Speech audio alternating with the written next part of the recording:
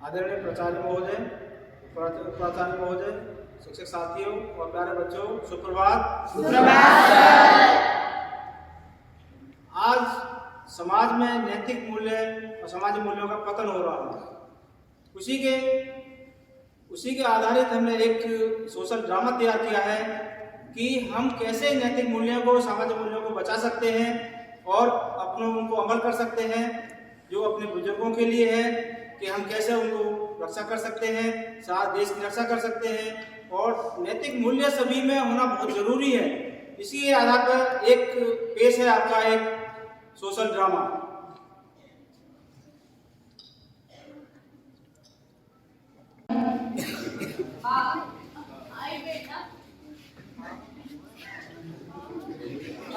ये मेरी दोस्त आई है छाया, विदेश से। पढ़ती तो मेरे साथ ही थी, लेकिन अभी विदेश जाके सेटल हो गई है। लड़की पढ़ती थी। आओ बेटा, अपना ही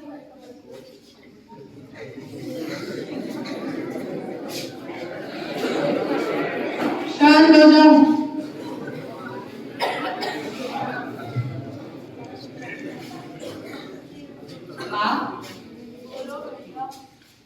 माँ, मैं सोच रहा हूँ कि मैं भी विदेश चला जाऊँ। क्या विदेश? हाँ माँ, तुम तो जानती हो कि इंडिया में जॉब अपॉर्चुनिटीज कितनी कम है, और फिर मेरी दोस्त भी तो विदेश जाके सेटल हो गई। बेटा, विदेश जाओगे तो फिर हमारा क्या होगा? Thank you so much.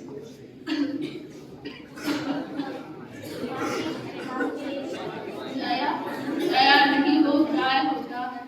Sorry. हमारे साथ रहेगी, सीख जाएगी।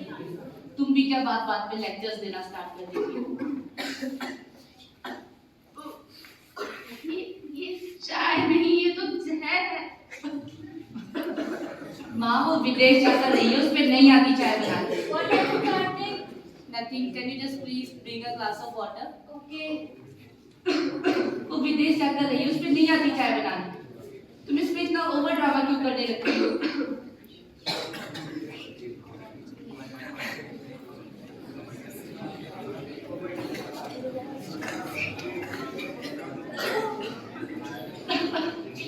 में ठंडा पानी कौन पीता है? ठंडा पानी तो था। इस घर में जब देखो तब एक नया ड्रामा स्टार्ट हो जाता है। बेटा मेरी खांसी की दवाई खत्म हो गई। परसों ही तो दवाई दिलाई थी, इतनी जल्दी खत्म भी हो गई। बेटा खत्म हो गई। जब देखो तब एक नई बीमारी। और हाँ सुन लो, मैंने विदेश जाने का फैसला कर लिया है और ये मेरा आखिरी फैसला है। मुझे कुछ नहीं सुनना। बेटा सुनो। बेटा नहीं बेटा। What are you doing? Nothing, just my fault. Why don't you leave her in old age home? वृद्धाश्रम। Yes. शायद तुम जानती नहीं ना, ये हमारा कल्चर नहीं है। फिर ये सोसाइटी वाले। We do the same thing in foreign. Just think for your future. मैं इस बारे में सोचूंगी। Yes. माँ और बेटे आंगन में बैठे होते हैं।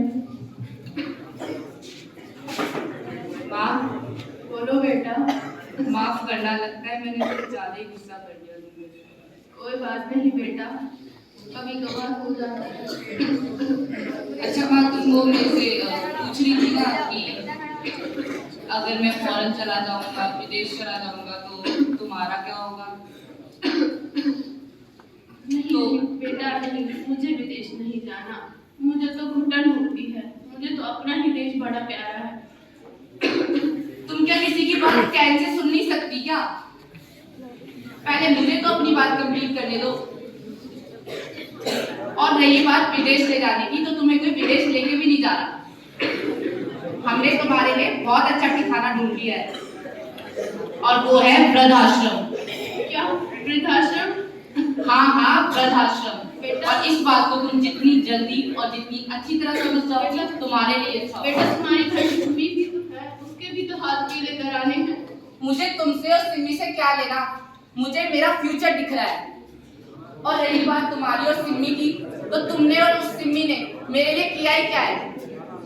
बेटा तुमने फैसला कर ही लिया है तो मैं क्या कर सकती हूँ। हाँ तो ये बहुत अच्छा है, तो इसलिए बेहतर होगा कि तुम आज ही चली जाओ, क्योंकि मैंने परसों ही विदेश जाने की टिकट बुक करा ली है।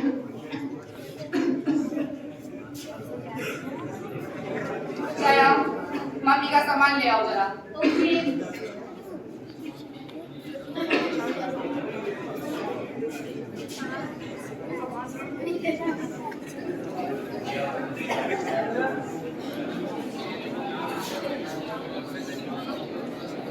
अचानक से कार्तिक की बहन सिम्मी घर पे आ जाती है।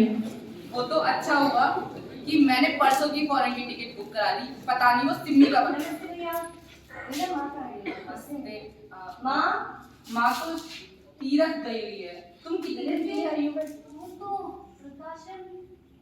आपने वो वृद्धाश्रम छोड़ दिया भैया? अरे सिम्मी मैं तुम्हें बैठूंगा तुम्हें बता दूँ। Just Simmi please.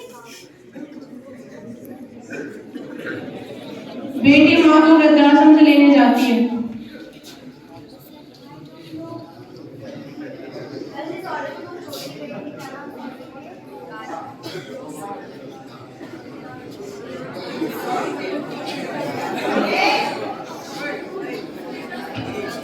ये सभी शांत हो जाएंगे।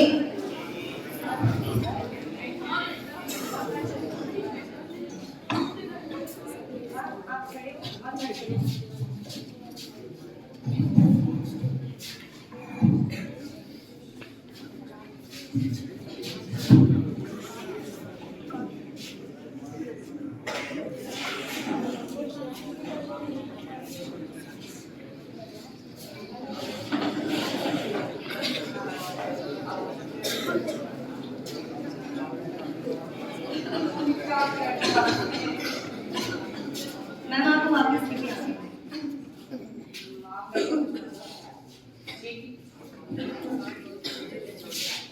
शायद आपको पता नहीं है भैया, लेकिन बचपन में जब आपका एक्सीडेंट हो गया था और कुछ पैसे नहीं थे आपको ठीक करने के लिए, तब माँ ने आपके लिए घर घर जाकर काम किया था ताकि आपका इलाज हो सके। और आपने क्या किया?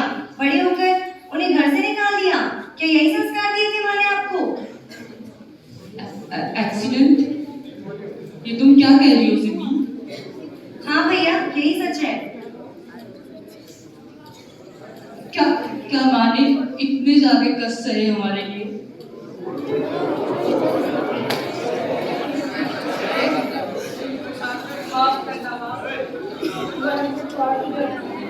Simmi, sorry for this. माँ आपने देखा, बचपन से लेकर आज तक जब लैपटॉप की बारी आई तो आपने भैया को दिलाया, जब फोन की बारी आई पढ़ाई के लिए तो आपने भैया को दिलाया। भैया को मुझसे ज्यादा ग्रेजुएशन थी, लेकिन आज क्या हुआ? भैया ने आपको घर से निकाल दिया और मैं फिर भी यूनिवर्सिटी की प्रोफेसर बन गई। और आपने क्या किया भैया? मुझे माफ कर दो बेटी, मुझे भेदभाव नहीं करना चाहिए था, मुझे माफ कर दो।